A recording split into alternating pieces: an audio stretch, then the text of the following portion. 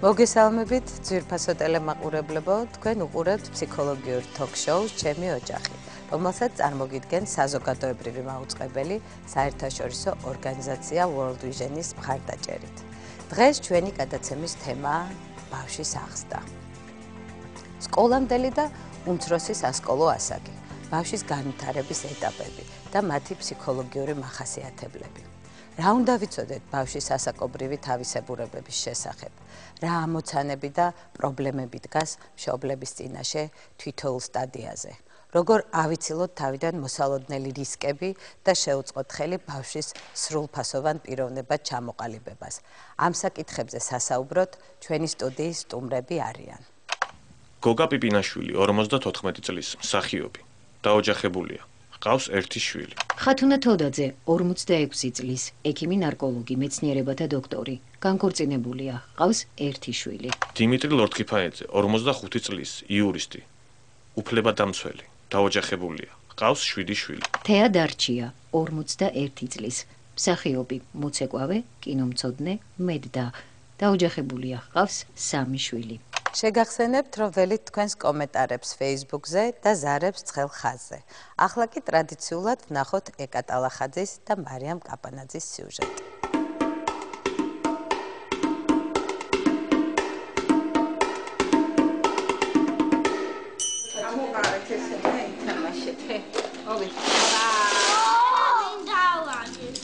ვიდრე თავადისწავლით საკუთარი ნივთების მოვლა პატრონობას, რა თქმა უნდა, ბებია დაალაგებს. ბებია, რომელიც დარწმუნებულია, რომ თამაშით უკეთ შეიცნობ და აღზრდი პატარას, ვიდრე მონოტონური რჩევა დარიგებებით. საერთოდ ბავშვის ხასიათი ძალიან კარგად ჩანს თამაშის დროს. აი ყველაფერი ჯობია რომ ასწავლო თამაში. ერთია მშობელს რა უნდა რომ მისი შვილი გამოვიდეს და როგორ წარმართოს მისი ცხოვრება, მაგრამ ეს არ უნდა იყოს მათთვის ტვირთი. კალბატონი მარინა 21 წლის ასაკში გახდა დედა. ორი ვაჟი გაზარდა და დღესაც სიამოვნებით ზრდის შვილიშვილს. გასათვალისწინებელი გამოცდილებაა. ადრე უფრო რაღაცა სპონტანური გადაწყვეტილებები მქონდა ხოლმე და ეხლა უფრო მეტად ვაკვირდები, ვცდილობ რომ რაღაცა უფრო მეტად ვეფერები ალბათ. თავარია ბავშვს ასწავლოს სიყვარული და სიყვარული მოდის ოჯახიდან. ბედნიერებაა თუ მსგავსი დამოკიდებულებით აღზრდილი ბავშვი ასეთ პედაგოგთან მოხვდება. ოჯახური სითბო, საიდანაც ბავშვი მოდის, აქაც ის უნდა დახვდეს. თბილი მასწავლებელი უნდა იგრძნოს ბავშვმა, რომ ჩვენ გვტკივა მათი ტკივილი, რომ ის საზოგადოებას ჭირდება. ყველა თავისი თვისებით. ის არის საზოგადოების ნაწილი და ის სახელმწიფოსთვის არის ძალიან საჭირო. ნინო აბულაძე პრაქტიკოსი პედაგოგია, მისთვის მოსწავლესთან ურთიერთობა მხოლოდ გაკვეთილით არ შემოიფარგლება. ლაშქრობებში და მოგზაურობებში მოსწავლეებისათვის სადილის მოუმზადებია და პირველადი სამედიცინო დახმარებაც აღმოუჩენია. ასეც ცდილობს და გამოსდის კიდეც ურთიერთობა, მაგრამ არა მხოლოდ ასე. პრობლემა შეიძლება მოდიოდეს ოჯახიდან, მეგობრებთან ურთიერთობიდან. შეიძლება მოდიოდეს პრობლემა თვითონ გუნება განწყობილებიდან, ხო? ამიტომ ამ შემთხვევაში მასწავლებელი ხდება მეორე პროფესიის მატარებელი, ფსიქოლოგი ხდება. თუ საჭირო გახდება შეცვალოს გაკვეთილის თემაც. თქვათ, წინ წამოწიოს ზოგადად აი ამ ბავშვების პრობლემიდან გამომდინარე, ბავშვებს მისცეს განსახილველად, ანუ როლული თამაშები წამოიწყოს და იმ ბავშვს მისცეს დატვირთვა. მაშინ შენ შეძლებ ამ ბავშვის გახსნას. მემყოლია მოსწავლე, რომელიც თქვათ საგაკვეთილო პროცესში არ მოსულა და როდესაც მე და მის მშობელს გვიმუშავე, აღმოჩნდა, რომ ეს ბავშვი უბრალოდ Pink Floyd-ების ფანი იყო და იყო სადღაც კონცერტი და ჩანაწერს უყურებდა. ამ შემთხვევაში ბავშვთან არ შეიძლება აგრესიულად მიხვიდე. მე იმ ბავშვთან ეს რამდენიმე წლის წინ იყო, მაგრამ იყო მე იმ ბავშვთან მივედი და კედელზე ვისაუბრე, ანუ ალბომზე ვისაუბრე. ეს ბავშვი გაიხსნა. ნამდვილად იდეალური ვარიანტი გამოგვივიდა. მეგობარი და თანამოაზრე ოჯახშიც ვიპოვეთ და სკოლაშიც. ხმოვანია სუპერები როგორ წარმოიქმნება? როგორ? მამაბა და გარკვეული. მაგრამ მოდით ყველაფერი თავიდან დავიწყოთ. ნებისმიერი ბავშვი, რომელიც იბადება, უკვე იბადება თავისი ხასიათით.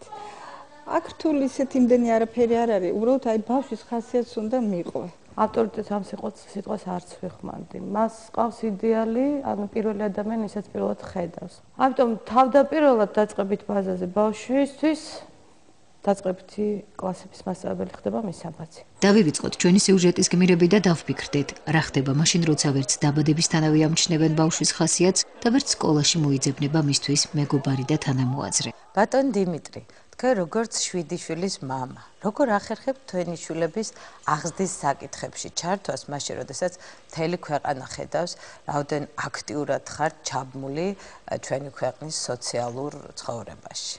დიდი მადლობა პირველ რიგში გადაცემაში მოწვევისთვის. მივესალმები თქვენს მსმენელს, მივესალმები აუდიტორიაში ჩვენ სტუმრებს. ჩემთვის ძალიან დიდი პატივია მართლაც სამ გადაცემაში მონაწილეობის მიღება.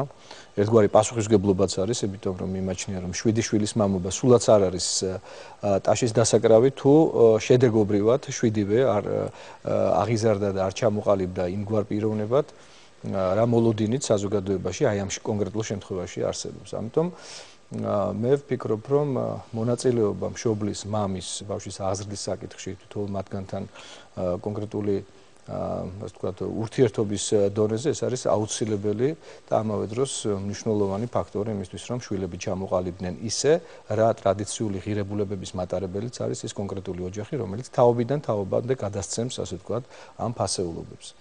მე გავიზარდე და აღვიზარდე ძალიან მკაცრად, პირდაპირ გეტყვით, ყოველგვარი რევერანსის გარეშე.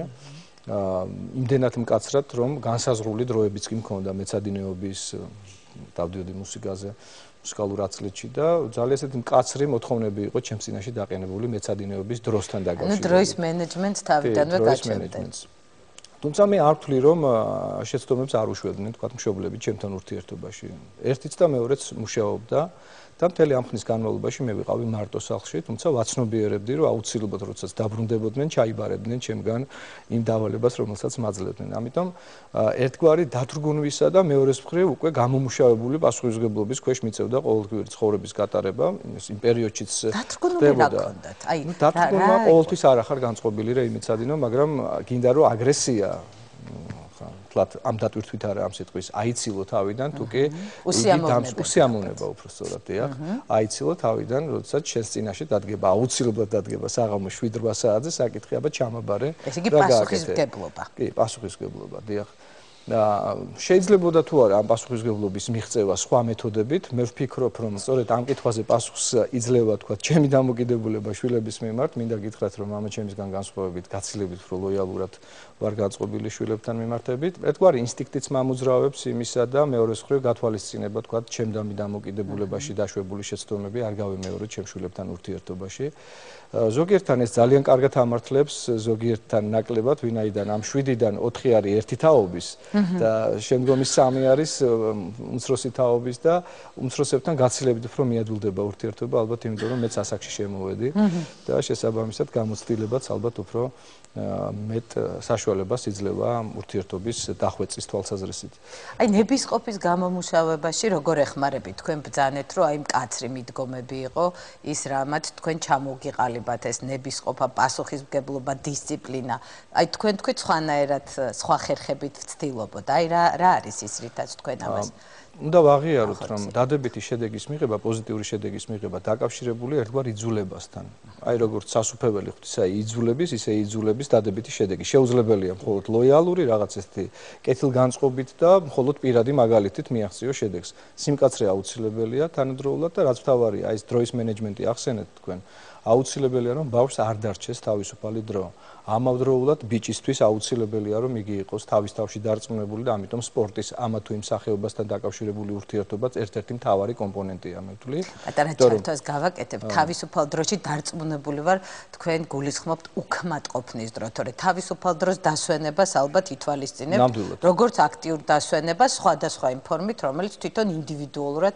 ბავშვისთვის არის. სწორი შენიშვნაა ნამდვილად მინდა დავაზუსტო დიახ თავისუფალ დროში გულისხმობ მხოლოდ იმ დროს რომელსაც ბავშვი შეიძლება უქმად ატარებდეს და არადა ეს არის ის ძვირფასი დრო რომელსაც იგი ხელიდან უშვებს ანუ მშობელი უშვებს ხელიდან რომ შვილს უფრო მეტი მისცეს და ამიტომ ეს არის ერთ-ერთი მთავარი რომელსაც ყოველდღიურ ცხოვრებაში უნდა ახორციელებდეს მშობელი რჩება მეტი თავისუფალი დრო რომელიც შეიძლება უქმად გაატაროს ბავშვმა ესე იგი იქ უკვე შეცდომის დაწყების რისკის წინაშე ვდგებით დიახ თუ რაციონალურად არიყენებს თავისუფალ დროს დიახ და ის დროც დაგეგმილი თუ არ არის ძალიან ჩემი შვილების უფროსი თაობის შვილები 22 წლის არის უფროსი, მომდევნო 21 წლის არის და ეს ის ასაკია, როდესაც გაუთავებელი ომები, სამოქალაქო ომი, აფხაზეთის ცნობილი მოვლენების სამაჯური, ძალიან მძიმე, შემიძლია გითხრათ, რომ ეს იყო უკამფეტო ბავშვობის წლები და ეს აისახა კიდეც მათ ხასიათზე.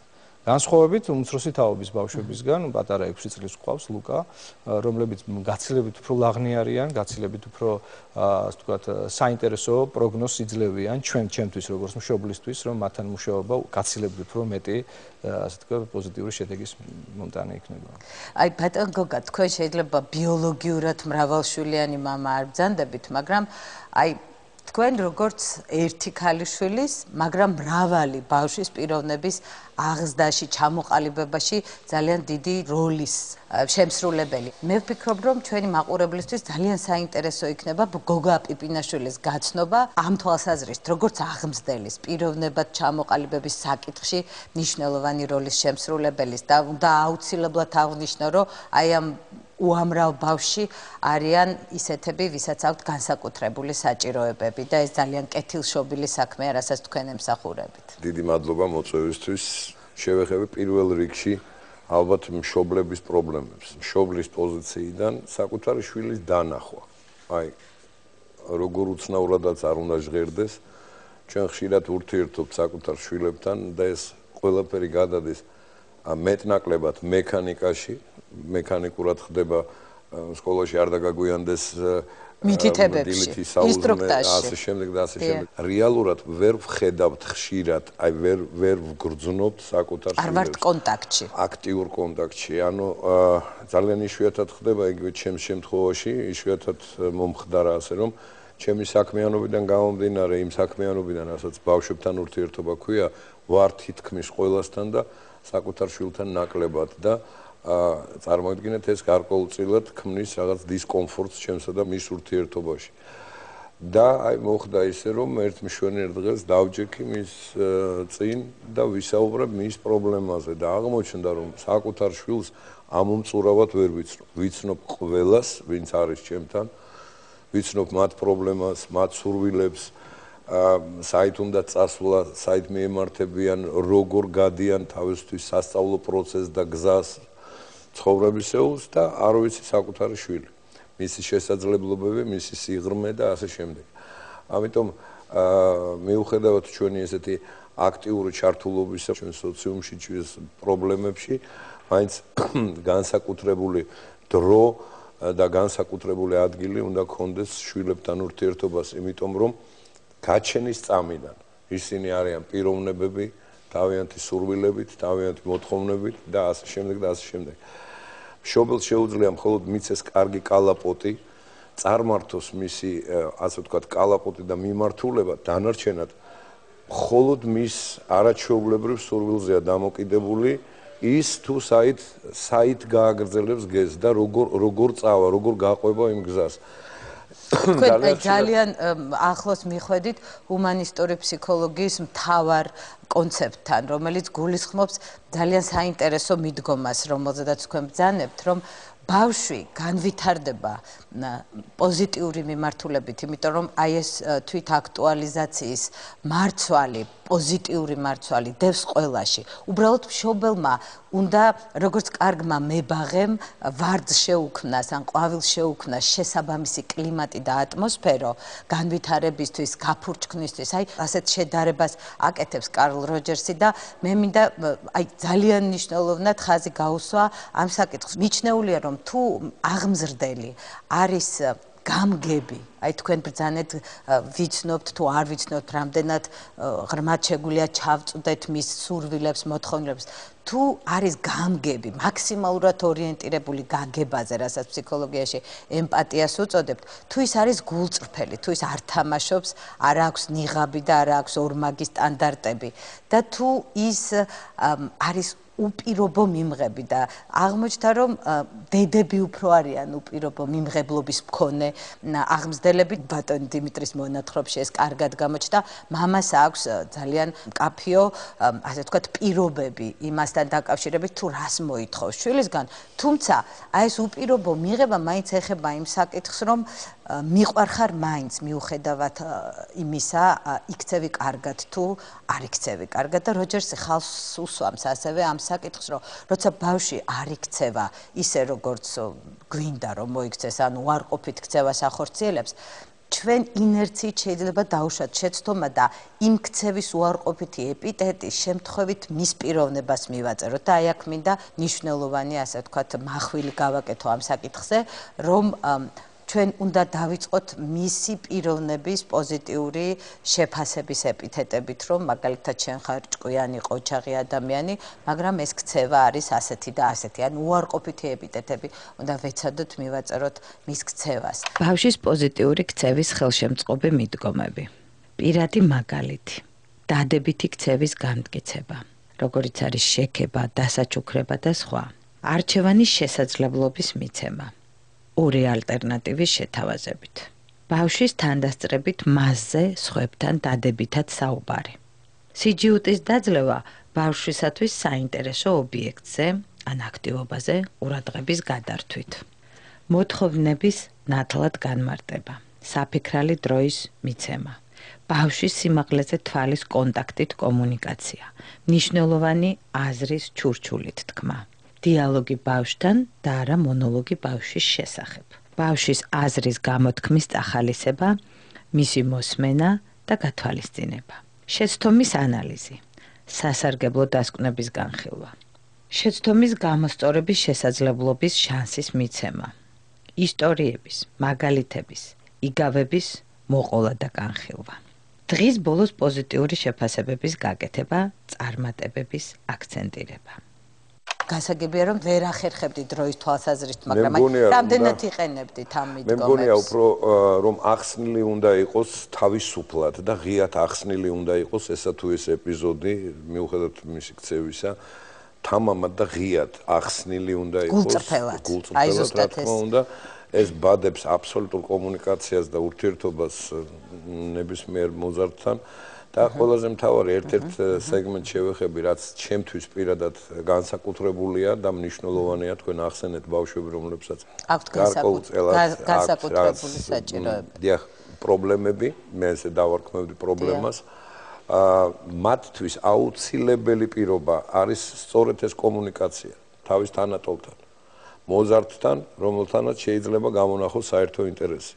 ეს არის ყველაფრის საწყისი და მათი მხრიდან მიმღებლობა, რაც ძალიან აკლიათ ამ პრობლემების მქონე ბავშვებს. აკლიათ მხოლოდ იმიტომ, რომ დღეს ძალიან ბევრს საუბრობენ ინკლუზიაზე, ინტეგრირებაზე, ასეთი ბავშვების საზოგადოებაში, რაც ჩემი აზრით მაინც ძალიან დიდი პრობლემაა და არის პრობლემა იმიტომ, რომ მხოლოდ არ მინდა ესე უხეშად გამომივიდეს ნათქვამი, მაგრამ მოდური თემის გამო ხშირად მე გადავწყდომი ვარ ასეთ რამეს. აი პირდაპირ კიდებენ ბავშვს და შეყავთ საჯარო სკოლაში, რომელსაც არანაირად არ ქონია შეხება და წარმოიდგინეთ ასეთ დროს ორივე მხარე, აბსოლუტურად ორივე მხარე არის დათრგუნული, ვერანაირად ვერ ხდება შეთავსება ამ ორი ბავშვის თუ რა თქმა უნდა, იქ ძალიან სერიოზული ჩარევა არ არის პედაგოგის და ასე შემდეგ. თუმცა მიუხედავად ასეთი ჩარევისა, არსებობს მშობლის მენტალობას კიდე, რომელიც ძალიან ხშირად, ძალიან უარყოფითად მჟღავნდება ხოლმე, რომ რა უნდა ჩემ შვილს ასეთი ბავშვის გვერდით და ასეთიც ბევრი შემხოდრია.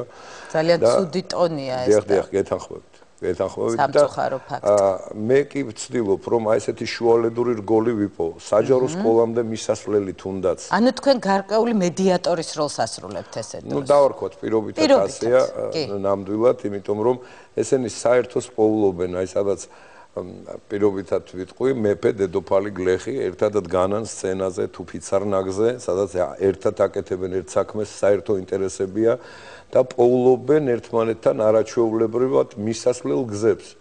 ხედავენ ერთმანეთს და გრძნობენ ერთმანეთს და ეს განსაკუთრებული თემა.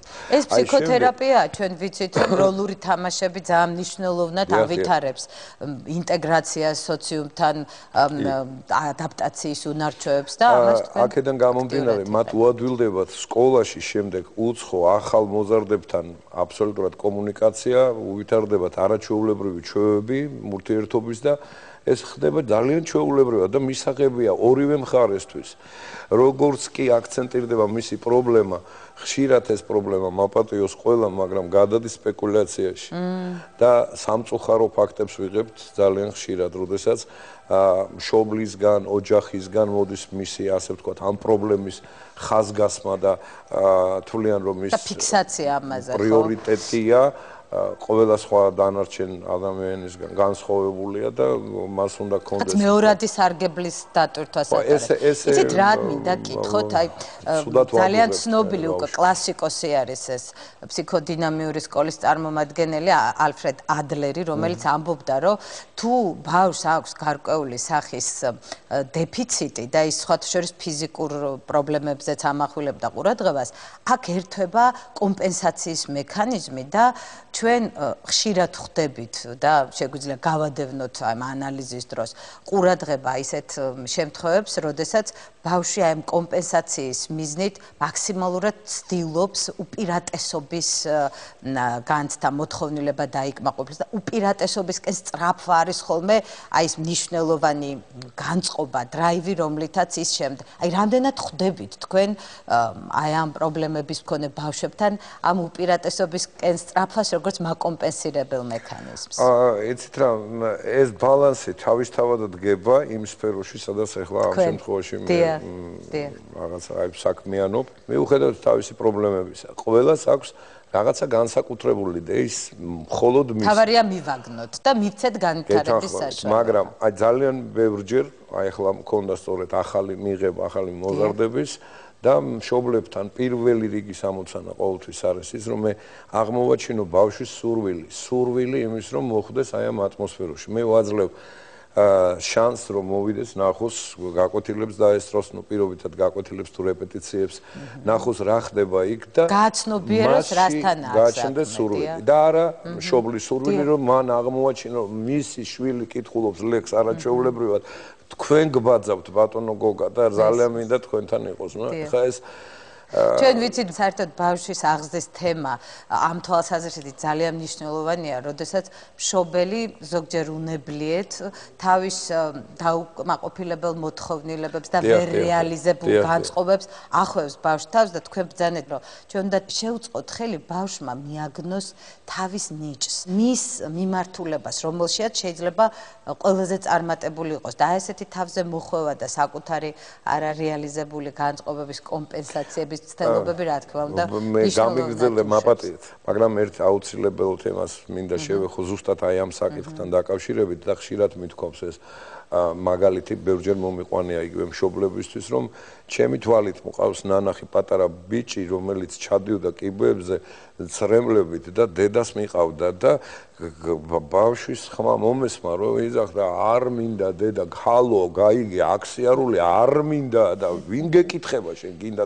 ხა დედამ გაიგო რომ ეს ის ატმოსფეროა სადაც ესეთი არაჩვეულებრივი ვითარება და პირობებია იმისთვის რომ ის განვითარდეს. თუმცა ასე დირექტიული მიდგომა ცალსახად ძალიან დამაზიანებელია და ჩვენ აი ამ აღზრდის სტილებზე საუბრობთ ხოლმე და ავტორიტარული აღზრდის სტილი სამწუხაროდ ძალიან უარყოფითად მოქმედებს მათ შორის ინტელექტის განვითარებაზე და კვლევები ადასტურებს რომ გარკვეული დროის განმავლობაში ინტელექტის კოეფიციენტი ქვეითდება როცა აი ესეთი ავტორიტარულ დირექტიული მიდგომებია. რახან თქვენ ბავშვის ხელშეწყობას ნიჭის განვითარებას შეეხეთ მე არ შემიძლია უცებ თეას არ დაუსვა ეს კითხვა აი თქვენ პირველ რიგში სამი შვილის დედა კი ბრძანდებით მაგრამ მე ვიცი რომ თქვენთან დადიან ბავშვები რომლებიც ცეკვაში ხელოვნებაში ახდენენ თავისი ფსიქოლოგიური თვალსაზრისით ფსიქიკური შინაარსების გამოხატვას ეს არის არაჩვეულებრივი საშუალება პიროვნული განვითარების ხელშეწყობის ჯერ ფროიდი ამბობდა რომ საუკეთესო ასე ვთქვათ ინსტინქტების კალაპოტი ეს არის სუბლიმაცია ანუ ხელოვნებასთან კონტაქტი რაზედაც ბატონმა გოგამ უკვე მნიშვნელოვანი ასე ვთქვათ აქცენტები გააკეთა თქვენთან როგორ არის ამ თვალსაზრისით და მე თქვენ როგორც დედა ბავშვებთან ურთიერთობაში რა პრობლემები შექმნიათ თუ ყოფილა ასეთი დავიწყებ პირიქით თუ შეიძლება პრობლემები თუ შეგექმნება ბავშვთან ესე იგი საკუთარ თავთან გაქვს პრობლემა მე ჩემი გამოცდილებიდან ამას მივხვდი რომ შენ დედა თუ არ ხარ გაწონასწორებული სიმშვიდეში თუ დაალაგებული არ გაქვს შენი მე პირადი ემოციური წონასწორობა. რა თქმა უნდა, აუცილებლად ეს ბავშვებზე როგორც სარკეზი ვლინდება, დიახ. მით უმეტეს თუ მცირეწლოვანია, აქვე ვიტყვი, რომ 3 წლამდე საერთოდ ეს სიმბიოზი უხილავი, იმდენად პირდაპირ უშუალო ასახვას პოვებს, რომ დედის უარყოფითი ემოციები სრულად არაცნობიერად, არაადეკვატურ ქმედებებშიც გამოიხატება ხოლმე 3 წლამდე. დიახ, და ეს რა თქმა უნდა პირველ რიგში ეს პრობლემა თუ გაჩნდება, პირველ რიგში დედამ საკუთარ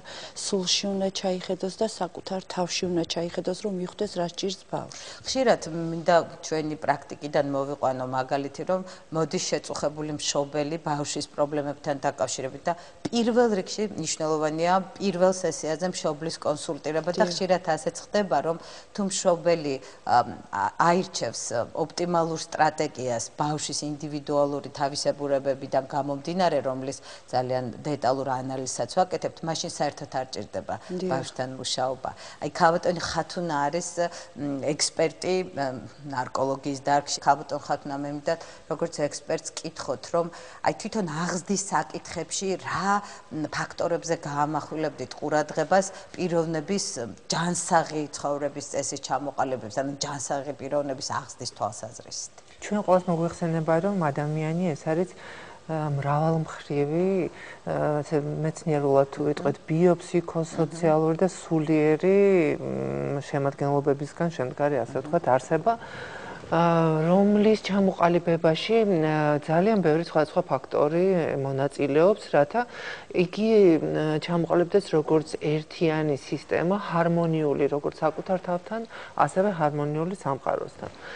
აი ამ ყველაფერისთვის ძალიან დიდი მნიშვნელობა აქვს, რა თქმა უნდა, ბევრ სხვადასხვა ინსტიტუციას, მაგრამ ნომერ პირველი, რა თქმა უნდა, ეს გახლავთ ოჯახი, ოჯახში მისი აღზრდა და ჩვენ დღეს პრაქტიკულად მაინც უფრო ვეხებით იმ ასაკობრივ ჯგუფს, სადაც ოჯახის მონაწილეობა და ოჯახის ფუნქცია წამყვანი გახლავთ. სკოლამდელ ასაკზე გავაკეთოთ, ან თქვათ, ხო, ესეთი საწყისი დაბალი სკოლის პერიოდი არა, როდესაც პრიორიტეტი აღზრდისა არის სწორედ ოჯახის ხელში.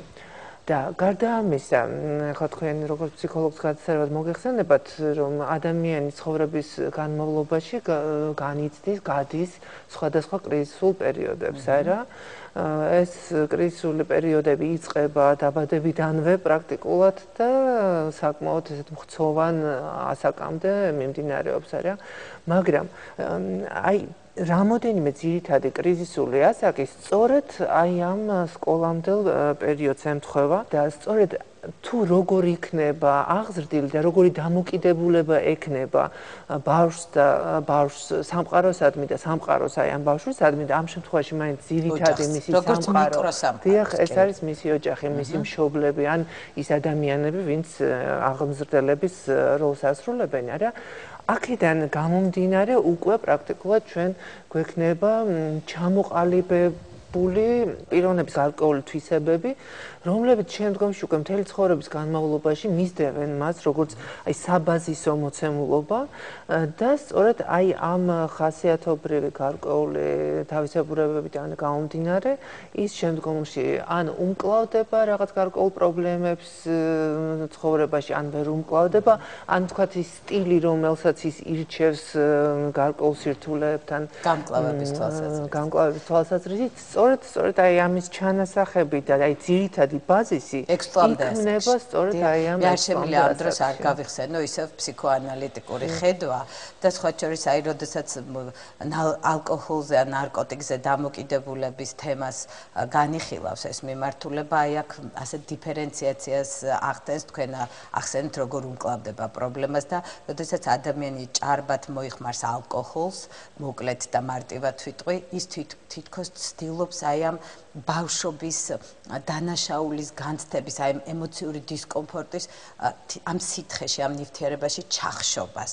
ანუ ემოციის დათრგუნის და ჩახშობის საშუალება ხდება ალკოჰოლი. მაშინ როცა ნარკოტიკის შემთხვევაში მოიხმარს ნარკოტიკს როგორც სტრესის მოხსნის საშუალებას და პრობლემასთან გამკლავების მაშინ როცა ის მიჩვეულია ბავშვობიდან, რომ ზევიდან უყურებს პრობლემას, ის არ უსწორებს თვალს და პირდაპირ არ ცდილობს გაუმკლავდეს, არ არამედ მას აქვს პრობლემასთან განრიდების და ერთგვარად ზემოდან ქვემოთ დამოკიდებულების საკითხი და მე ფაქტიურად ვერ მოვახერხე თეასთვის მეკითხა ჩვენ ვიცით რომ აი ხელოვნებაში ჩართვა და ხელოვნების როგორც შემოქმედებითი უნარის განვითარება უკვე მცირეწლოვან ასაკში მე ვიცი რომ თქვენ ძალიან პატარები გყავთ ეს ძალიან ეხმარება სწორედ იმ ყველაზე ადეკვატური და ოპტიმალური სტრესებთან გამკლავების სტრატეგიების ჩამოყალიბებას და გამტკიცებას რომელიც შემდგომში უკვე დასრულობაში მე შემიძლია გითხრათ რომ ბავშვები 4 წლიდან იწყებენ ჩემთან ცეკვას 4 წლიდან ბავშვი რომელმაც არ იცის ჯერ მარჯვენა მარცხენა მაგრამ რამე თუ მე მაქვს მათთან როგორც დასრულ პიროვნებებთან ისეთი დამოკიდებულება მე მათ ვექცევი ისე როგორც სტოლსა და სწორს პირიქით უფროს მოკრძალებით თქვენობით ველაპარაკები მე მათ და აქედან გამომდინარე ისინიც ზუსტად ამავე რაკურსით უყურებენ იმ საქმეს სადაც მოვიდნენ ანუ ცეკვას პასუხისმგებლობა დიახ ხვდებიან რომ ისინი ოჯახში დედიკო ბებია ბაბუასთან არ არიან და პატარები არ არიან აქ სხვა გარემო ხვდებათ და დამოკიდებულება საქმისადმი უჩნდებათ რადიკალურად განსხვავებული და აქედან გამომდინარე საკუთარი თავის მიმართაც სხვა დამოკიდებულება და სხვა ფასეულობა უჩნდებათ. ანუ 4 წლის ბავშვს, რომელსაც ფაქტიურად ეთამაშება ყველა გარშემო და მხოლოდ ეფერება და ელოლიავება, ჩემთან უკვე საქმეში და სამსახურშია. საქმე და სამსახური ნიშნავს ჩემთან რომ ბავშვმა თავისი ვნებები, თავისი ეს გაფანტული აზრები, ყველაფერი ეს მოიყვანოს მობილიზაციაში, ისწავლოს საკუთარ თავზე მუშაობა პირველ რიგში 4 წლის ბავშვმა. კონცენტრაციის უნარს უვითარებთ პირველ რიგში, რაც ძალიან მნიშვნელოვანია სასკოლო მომზადებისთვის, სკოლისთვის მომზადებას. აუცილებელია იმისთვის, რომ პიროვნება ჩამოყალიბდეს და საკუთარ თავზე მუშაობა ეს არის ნომერ პირველი სამუშაო ადამიანისთვის, რომელიც შეიძლება მომავალში განვითარდეს და რაღაცას მიაღწიოს, იმიტომ რომ ამის გარეშე არც სწავლა არსებობს და არც გაზრდა პიროვნების მოგეხსენებათ. ჩემთან ბავშვები სწავლობენ პირველ რიგში 3D ხედვას, თუ ასე შეიძლება ამის თქმა. სამგანზომილებიან ხედვას. სამგანზომილებიან, იმიტომ რომ სხვაჩვენს ეს სტადია თავისთავად ნამდვილად სივრცობრივ და მოცულობით მიმართებებს ჯერ არ გულისხმობს, არ არის ამისთვის მზაობა, აი ცნობილი ექსპერტი ამ საკითხში პიაჟე სწორედ ამაზე აკეთებდა აქცენტს. ცეკვა არის სივრცეში ორიენტაცია მუსიკის ქვეშ. ანუ ბავშვი სწავლობს წინხეთში, გვერდხეთში, ზედხეთში, ქვეშხეთში, აი რადიკალურად, აბსოლუტურად ყველა რაკურსში საკუთარი თავის შემეცნებას იწყებს. და ამის ყველაფერს მობილიზებას, მოძრაობის სწავლას, თან მე უნდა მიყუროს, ჩემი კოპირება უნდა გააკეთოს, თან მანძილი უნდა დაიჭიროს, თან მოძრაობა უნდა შეასრულოს, თან მუსიკას უნდა აყვეს, უსმინოს. ეს ყველაფერი ერთად კომპლექსურ აზროვნებას ანვითარებს სასწაულად. ყურადღების კონცენტრაცია ძალიან მნიშვნელოვანია, იმიტომ რომ არც ერთი შემეცნებითი პროცესი არ ხორციელდება ყურადღების გარეშე და სამწუხაროდ ესეც უნდა ვახსენო, რომ დღევანდელ დღეს ძალიან მომრავლდა ყურადღების დეფიციტი. ეს ძალიან სერიოზული პრობლემაა, რომელიც ზოგჯერ ჰიპერაქტიობით მიმდინარეობს, ზოგჯერ ჰიპერაქტიობის გარეშე. ჰიპერაქტიულ ბავშვებზე შემიძლია ორიოდე სიტყვა თქვა. მოყავთ მშობლებს 4 წლის ბავშვი, რომელიც კედლებზე დადის ფაქტიურად და ვერანაირად ვერ ერევა ვერავინ ოჯახში. მხოლოდ მაშინ ვაქცევ ყურადღება, როცა კარგად იქცევა. ანუ თქვენ პოზიტიურ განმტკიცებას აი მინდა თან კომენტარები გავაკეთოთ, რომ მაყურებელთვის მნიშვნელოვანია. ბავშვთა პირიქითი რეაქცია. უარყოფით კვალს ტოვებს, იმიტომ რომ ძალიან აქვეითებს აი ესეთი გასაგებია, რომ ეს ძალიან ბუნებრივი მდგომარეობაა მშობლის გაუსაძლის ვითარებაში, მაგრამ ეს თვითშეფასების დაქვეითებას იწვევს, რაც შემდგომში განსაზღვრავს იმას, რომ ბავშვს აქვს იარლიყი, რომ მას არ შეუძლია, ის არის უფრო ნაკლოვანი ვიდრე სხვა გარემოში და ეს უკვე ძალიან სერიოზულ პრობლემებს ქმნის. მუსიკა თერაპია, ცეკვა თერაპია, ეს არის ის თერაპიული მიდგომები, ამ შემთხვევაში როლური თამაშები იქნება თუ თეატრალურ წარმოდგენებში ფსიქოდრამული აქტივობა, ეს არის არის ის საკითხები, რომლებიც სწორედ ყურადღების კონცენტრაციის და ჰიპერაქტიურობის დაბალანსების საშუალებას იძლევა. თუმცა ამის დიაგნოსტირება უფრო სასკოლო ასაკის პირველ კლასებში ხდება, მაგრამ მაინც ესეთი დაკვირვებული თვალი უკვე ამჩნევს ხოლმე ამას და თქვენ სწორად ბრძანებთ, პოზიტიური განმტკიცება არის თქვენი მიდგომა, აბსოლუტურად აპრობირებული და ოპტიმალური ასეთ შემთხვევაში ბავშვი იღებს რეაქციას პოზიტიურს, მაშინ როდესაც მან მოახერხა დადებითი ქცევის განხორციელება და ეს მას უფიქსირდება. მოტივაცია რო შემდგომში მოტივირებული ხდება, რადგან მას გაუფიქსირდა უკვე. და არ არსებობს დიდი და პატარა ბავშვი. არ არსებობს. მე მივხვდი, რომ ასაკს არ აქვს მნიშვნელობა. რაც უფრო პატარა, მით უფრო დიდია პიროვნება. მე ამას მივხვდი ბავშვებთან ურთიერთობაში. იმიტომ რომ არ არსებობს, რომ ბავშვმა ვერ გაიგოს რას ეუბნები. რაც უნდა რთული სიტყვებით უთხრა. დიახ, აი გაგების საკითხი ძალიან მნიშვნელოვანია.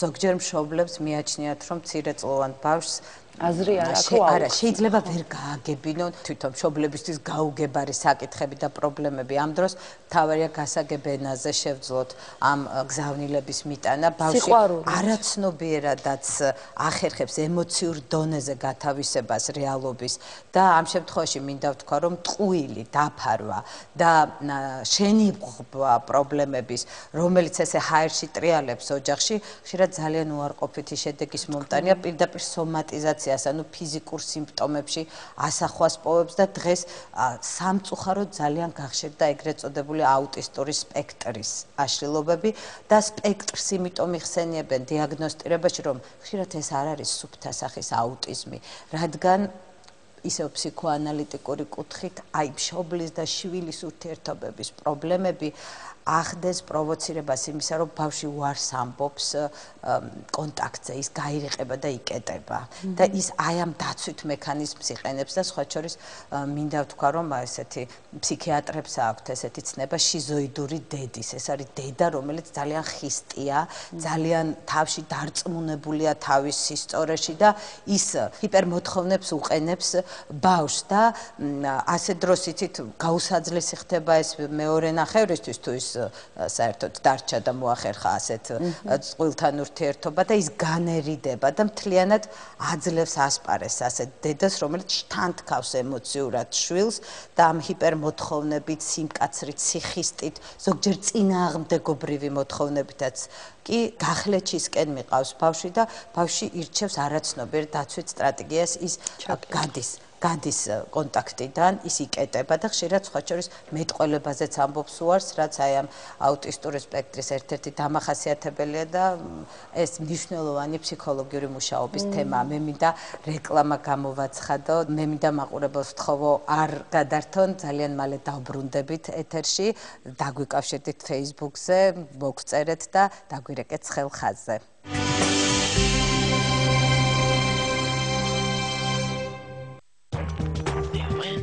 ყველაზე გემრიელი შეჯიბრი. კარგად ნაცნობი გმირები, სადღესასწაულო კერძები და საახალწლო აურზაური ერთ დიდ სამზარეულოში. დღეს საღამოს 7 საათზე. სადღესასწაულო აურზაური გერმანიაში.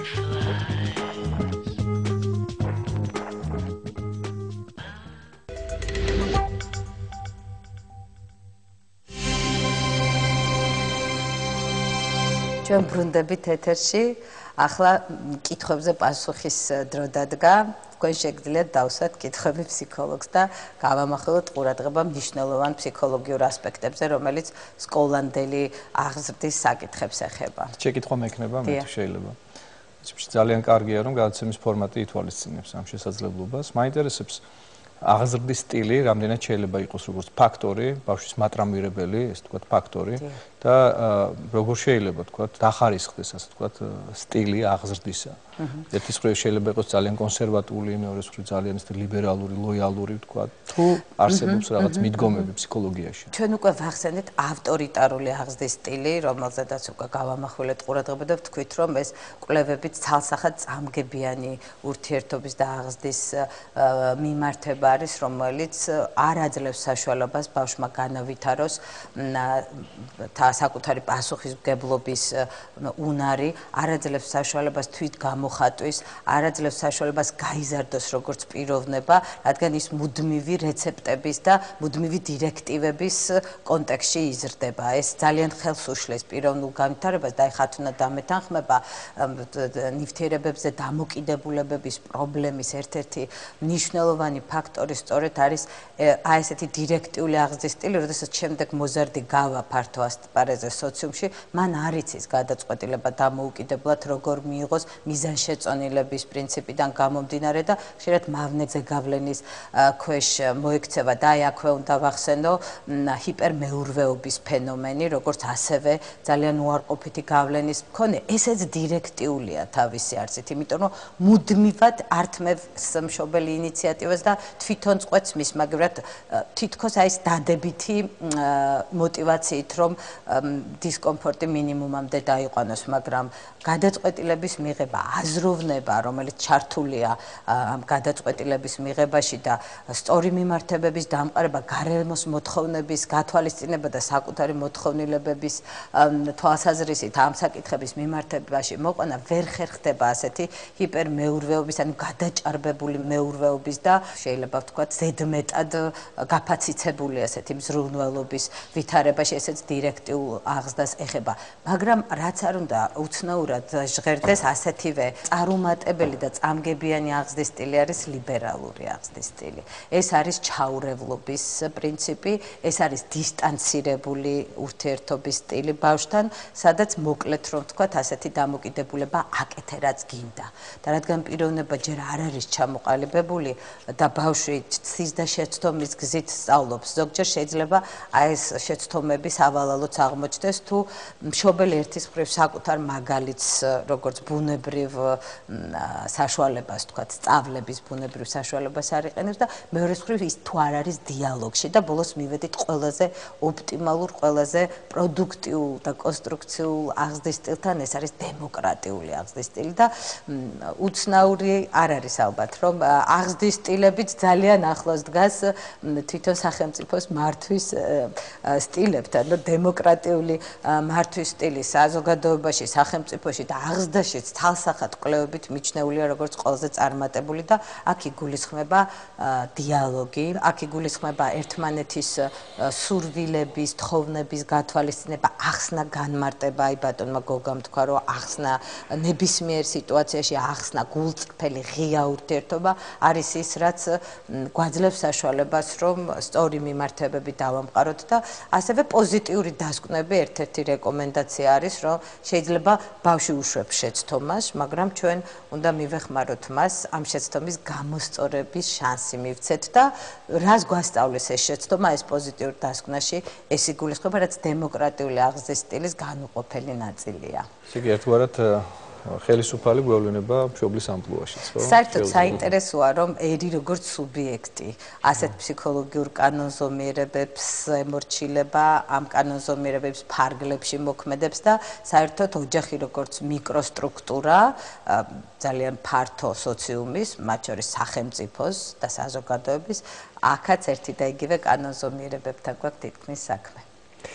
მე მინდა უპირველეს ყოვლისა დავეთანხმო ალბათ მთელს იმაში, ჩემი პრაქტიკიდან გამომდინარე, ხო? და როგორც ჩანს, აი საქართველოში არსებული რაღაცა კულტურული ტრადიციული თუ რა ვიცი, ესეთი ხასიათობრივი თავისებურებებიდან გამომდინარე, სწორედ ჰიპერმეურვეობა ძალიან ხშირად გვხვდება ჩვენ როგორც აღზრდის სტილი, განსაკუთრებით დედის მხრიდან, და ეს ცნობილი დედა ობობა, როგორც იუნგი უწოდებს, ან მარჩობელა დედა, რომელიც პრაქტიკულად როგორც სუბიექტს ვერ აღიქვავს თავის შვილს და მხოლოდ როგორც ობიექტს უყურებს თავის რეალიზების, თავის სურვილების და ასე შემდეგ. ეს რა თქმა უნდა ბავშვისთვის ძალიან დიდ პრობლემებს ქმნის მომავალში და კარგი იქნება ჩემის აზრით, თუ საერთოდ აი მშობლები, როდესაც ემზადებიან იმისთვის, რომ ბავშვი გააჩინონ და აღზარდონ, გარკვეულწილად განათლდნენ აი ამ საკითხებს. ჩვენი წინა გადაცემის თემა იყო ეს, იმიტომ რომ უამრავმა მშობელმა არის ის როგორ უნდა მოიქცეს ძალიან ბუნებრივ პირობებში, იცით? ეს ვთქვათ, იგივე, აი 3 წლის ბავშვი და ჯიუტია. ნუ ჯიუტია, იმიტომ რომ უნდა იყოს ამას აქში ჯიუტი. ეს სტადიისთვის დამახასიათებელი, ეს არის მისი ბუნებრივი განვითარების ერთ-ერთი ეტაპი გახლავთ. ეხლა მე მინდა ესეთი შეკითხვა დაგისვათ გამომდინარე საქართველოს სინამდვილიდან. სამწუხაროდ ძალიან ბევრია ჩვენთან არასრული ოჯახი, როდესაც ბავშვი ერთდროულად ორ მშობელთან, დედასთან და მამასთან არ იზრდება, ძალიან ხშირად კონფლიქტებია. ძალიან ხშირად კონფლიქტებია აი ამ ორ სივრცეს შორის, განსაკუთრებით თუ ეს შედარებით მცირე ასაკში ხდება, ხო, ჯერ არ აქვთ მონელებული, ვთქვათ, მშობლებს ტრავმები და კონფლიქტები და ხშირად გადადის ხოლმე აი ამ ბავშვზე, რომელიც იზრდება ხოლმე ესეთ ოჯახში და სხვათა შორის არასრულ ოჯახში აღზრდილი ბავშვები შემდგომში დევიანტური ქცევის და მათ შორის ადიქტიური ქცევისთვის არიან მოწყვლადები. აი რას ურჩევდით ამ შემთხვევაში მშობლებს, როგორ უნდა მოიქცნენ ისინი იმისთვის, რომ მათი შვილის, მათი ბავშვის აღზრდა იყოს მაქსიმალურად ჰარმონიული, რომ შემდგომში მას არ ქონდეს აი ამ მშობლების პრობლემის გამო თვითონ მას არ ქონდეს პრობლემები სამყაროსთან. ჩვენ აღვინიშნავს ჩვენს წინა გადაცემებში ამ განქორწინების თემაზე, რომ ბავშვი ყველა შემთხვევაში ზარალდება, ის ყველა შემთხვევაში ტრავმირდება, როდესაც ოჯახის რღვევა ხდება და ამ შემთხვევაში მშობელს უნდა ახსოვდეს, რომ მინიმალურ ზიანზე იყოს ორიენტირებული, ანუ დაიცვას ბავშვი ამ ტრავმატიზაციის უსასრულო პროცესისაგან, ანუ მოახერხოს იზრუნოს ისე, რომ მინიმალური ზარალით გამოვიდეს უკვე მშობლების პრობლემებიდან გამომდინარე და სხვა შორის ძალიან საინტერესო შემთხვევებთან გვაქვს აქ აღზრდის თვალსაზრისით საქმე, რომ მშობელი უმეტესწილად სამწუხაროდ დედები,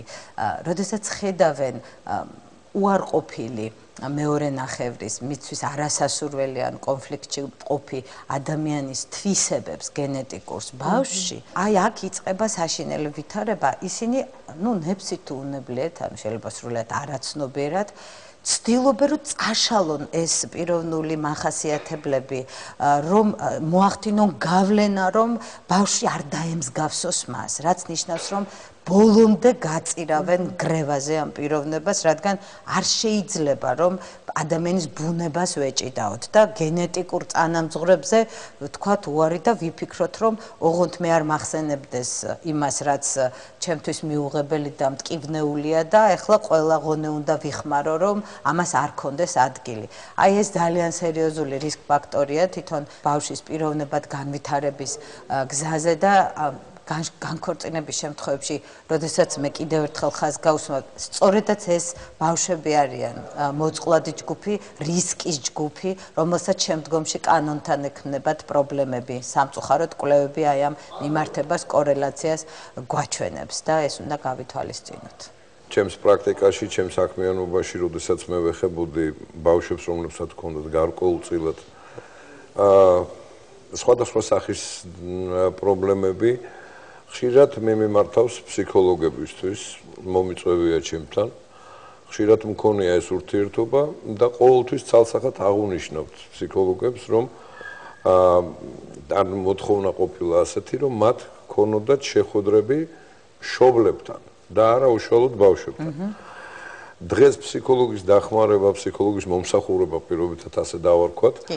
როგორ აღიქმება დღევანდელ ჩვენ საზოგადოებაში ცოტა არაადეკვატურად უყურებენ ამ ამბავს, მე ვისაც შევხები ვარ, ხედავ და ვგრძნობ ამას, თუმცა აუცილებელ პირობად მიმაჩნია გარკვეული კორექტივები ამ სახით, რომ ფსიქოლოგი იყოს ჩარეული და ნებისმიერი ადამიანი უნდა იყოს მზად მიმართოს მას და მიიღოს მისგან დახმარება. აი თქვენი აზრით მე მაინტერესებს რა საკიდან შეიძლება მშობელს ქონდეს ეს მოთხოვნილება, რა საკიდან არის აუცილებელიც კი ფსიქოლოგის დახმარება, სწორედ იმ აღზრდის პროცესში მე გულისხმობ სკოლამდელ ასაკს, აი საიდან იწყება ის, როცა ფსიქოლოგის დახმარება ხდება აუცილებელი ამა თუ იმ მიმართულებით.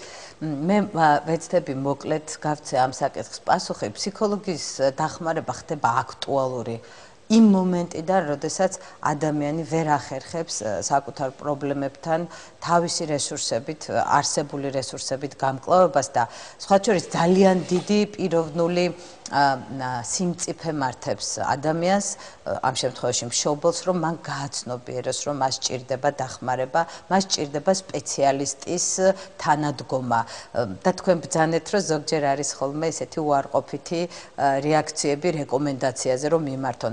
შეგვიძლია ვთქვათ, რომ ეს გარკვეულად ესეთი არაცნობიერი დაცვითი მექანიზმია, რადგან ჩვენ არაცნობიერს ხშირად აქვს ასეთი ტენდენცია, რომ არ შეეხოს იმ საკითხებს, რაზედაც თვალს ხუჭავთ, ანუ პრობლემები, რომლებიც იგნორირებულია, ამ პრობლემებთან კონტაქტში მოსვლა და აქ ჩახედვა ბევრი ადამიანისთვის ძალიან დისკომფორტის აღმწვრელი თუ არა ტკივილის და შეიძლება შინაგანი დამატებითი პრობლემების აღმწვრელი. ამიტომ გაურბიან იმ შემთხვევაში, როდესაც ეს დაცვითი მექანიზმი უარყოფა ან გაქცევა პრობლემისგან იჩენს თავს. თუმცა გამოცდილებიდან შემიძლია ვთქვა, რომ აი უკანასკნელ 2-10 წლეულში, მე 12 წლის განმავლობაში მაქვს პრაქტიკა, განუზომლად შეიცვალა და ვითარდება დამოკიდებულება, პროგრესირებს ცნობიერება სამოქალაქო ამ თვალსაზრისით. ის ფსიქოლოგი კონსულტანტი და კიდევ უფრო მნიშვნელოვნად ფსიქოთერაპევტი, რომელიც თვითონ არ გადის ფსიქოთერაპიას, რომელსაც თვითონ არ აქვს ეს გავლილი, აი ეს ევროპული სტანდარტით მინიმალურად აუცილებელი, მაგრამ არასაკმარისი პირობაა სხვა დიდაქტიკური პროგრამის დაძლევასთან ერთად, რომ მას თვითონ უნდა კონდეს საკუთარ თავთან გახსნილი ურთიერთობა, აღიქვამდეს თავის სუსტ წერტილებს, რაზედაც თავის სუპერვიზორთან უნდა მუშაობდეს.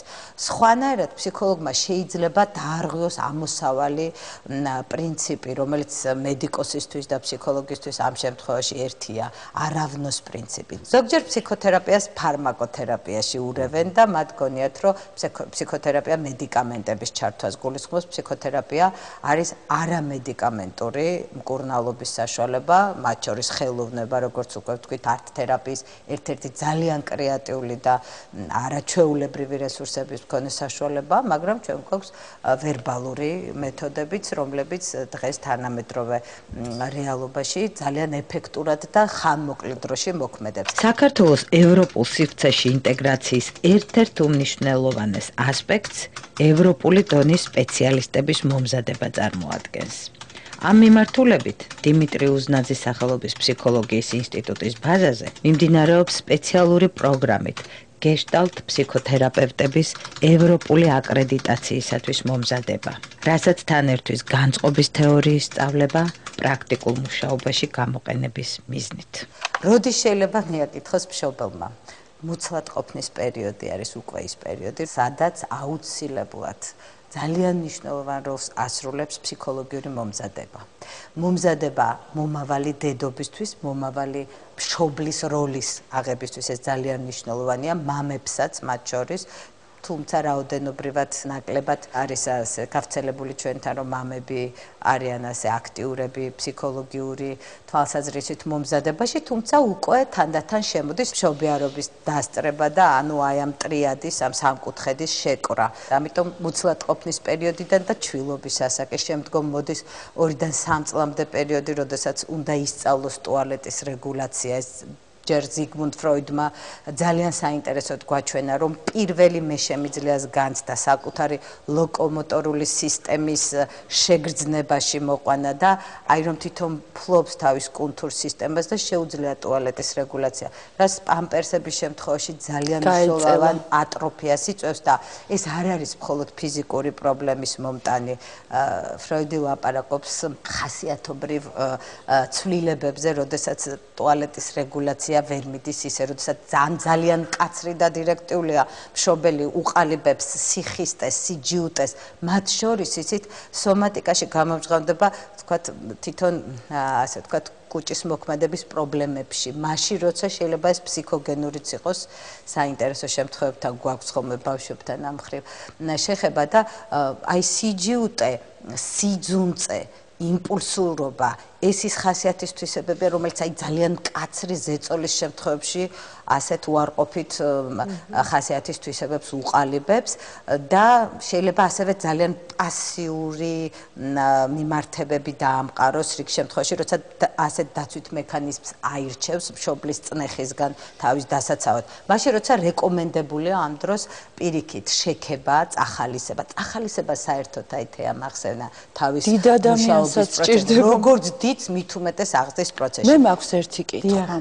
არ შეიძლება ბავშვების აღზრდაზე ვისაუბროთ სრულყოფილად, თუ არ ჩავთავთ ეკლესიის როლს.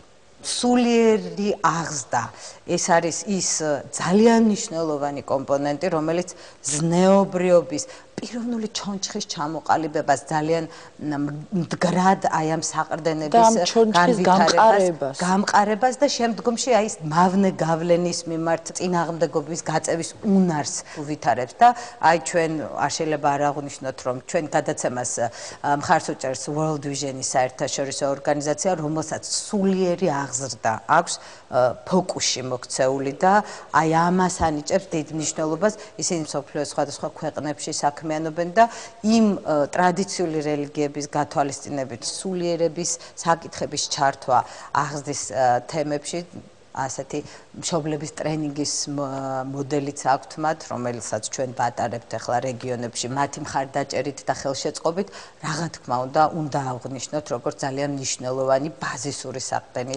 პიროვნების განვითარებაში. რამე თუ დღიდან ჩასახვისა პიროვნების ადამიანის სულიერის ის უკვე დამოუკიდებელი პიროვნებაა. თქვენ აღნიშნეთ, რომ ყველა დედა უნდა ემზადებოდეს იმისთვის, რომ შექმნას ოჯახი, გაზარდოს შვილი, პიროვნება, ადამიანი, ხო?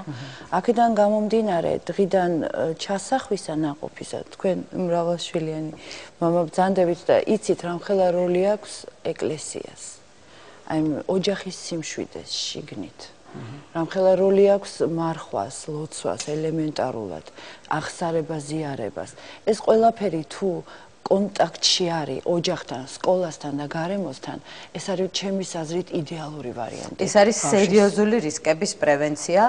სამწუხაროდ დრო ძალიან სწრაფად გავიდა და უნდა დავასრულოთ და როდესაც საუბრობთ სკოლამდელ ასაკზე, ქავტონმა ხათუნა მახსენა კრიზისული პერიოდი და ორი სიტყვით არ შემიძლია არ შევეხო 3 წლის ასაკის კრიზისს უზნაძემ ასე უწოდა ამ პერიოდს, თუმცა 3-დან 6 წლამდე ძალიან მნიშვნელოვანი პერიოდია, სადაც სიჯიუტე, ნეგატივიზმი, აი ამ მე კონცეფციის ჩამოყალიბება ხდება და მშობლების ზოგჯერ პანიკაში ვარდებიან, რომ ჩემი შვილმა სიძუნწე დაიწყოს ու ჩემიას ამბობს, ეს არის მეს და ჩემიას განცდის, ასე ვთქვათ, ასპარეზი ეს პერიოდი და ძალიან მნიშვნელოვანია ფსიქოლოგიური ჭიპლარის გაწყვეტა ამ პერიოდში. დედასთან დისტანცირება და მამა ასრულებს ამ დროს გადამწყვეტ როლს.